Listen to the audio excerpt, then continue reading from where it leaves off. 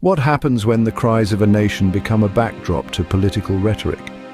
At a recent rally in Pennsylvania, former President Donald Trump seemed to endorse the chant "Genocide Joe," aimed at critiquing President Joe Biden's Middle East policies.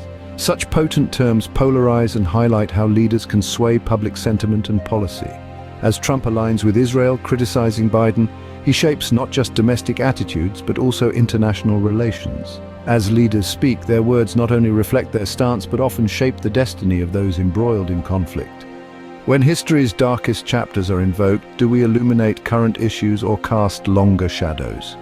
In recent times, leaders like Israeli Prime Minister Netanyahu have drawn comparisons between contemporary conflicts and the Holocaust, a sentiment echoed by figures such as President Biden. Such analogies, while powerful, risk trivializing the unique tragedy of the Holocaust and may skew public perception.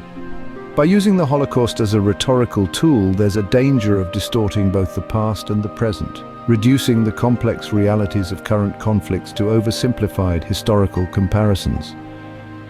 In the quest to draw parallels with the past, we must tread carefully to honor history and understand the present.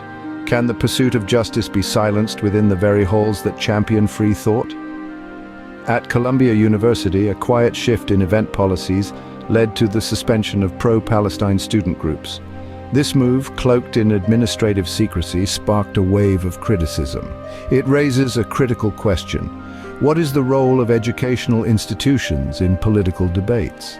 As universities stand as bastions of debate and discussion, the suppression of student voices under administrative pretexts threatens the very essence of academic freedom. In the academic realm, the battle for justice and truth often extends beyond the classroom walls. In the midst of geopolitical strife, where does the common thread of humanity lie? As we reflect on the echoes of ongoing conflict, the shadows of historical wounds, and challenges to academic freedom, it becomes imperative to focus on the human aspect.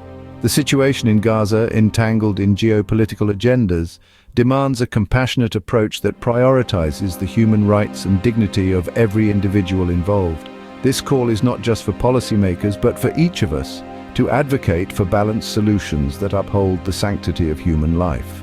As we navigate through layers of conflict and rhetoric, let us not lose sight of the human lives that are touched by each decision and declaration.